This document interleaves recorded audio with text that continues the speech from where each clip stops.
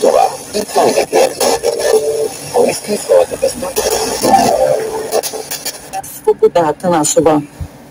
Задържана е съдийка от административния съд във Варна. Тя е влязла в конфликт с служители на второ районно полицейско управление в Морския град. На задържаната е направен тест, който установил съдържание на 1,5 промила алкохол в кръвта й. Софийската градска прокуратура е ангажирана с разследването на поведението на съдийката. Подробностите от кореспондента ни.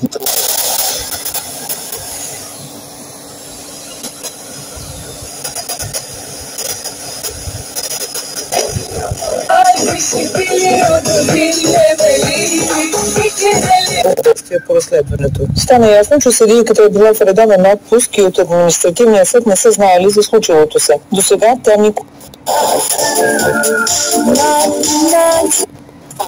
са готови да съдействат на разследването и се надяват ситуацията да бъде изяснена. От Варна, Даниела Стойнова.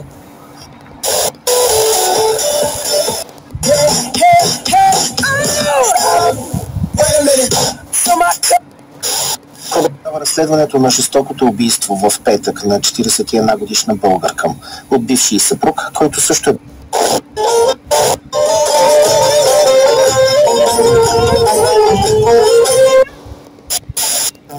и дисциплинарна проверка за действията на полицай. При Това се обяви, че турнирът ще бъде решен от участие на шестия света Андрей Рублев и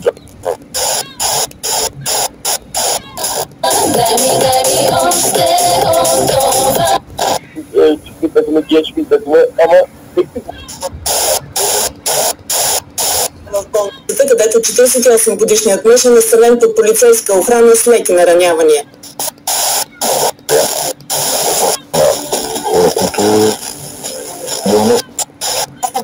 Е заявил, че жертвата го е посетила и е поискала от него пари.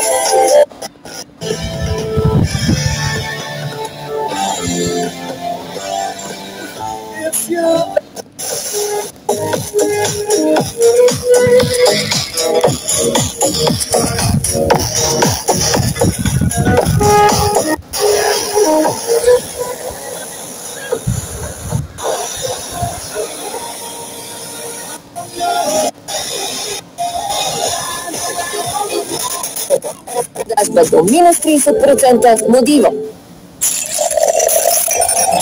Coca-Cola The Voice Happy Energy Tour 2024. Музиката те кара да си тук. Очакваме теб и твоите приятели в Пловдив, площад Централен, на 20 юни от 18 часа. Забавленията започват още от 16 часа.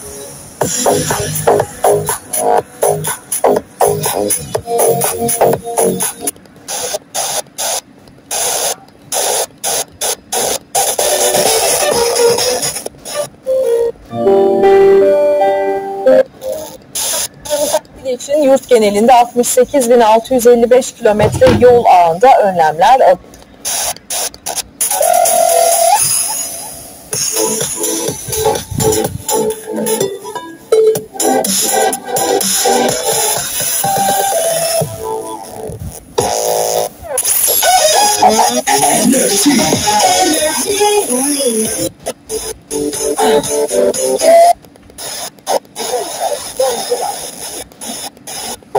Си вратим. Всеки имаше възможност да получи сувенирна банкнота, да на управителя и уникалната му.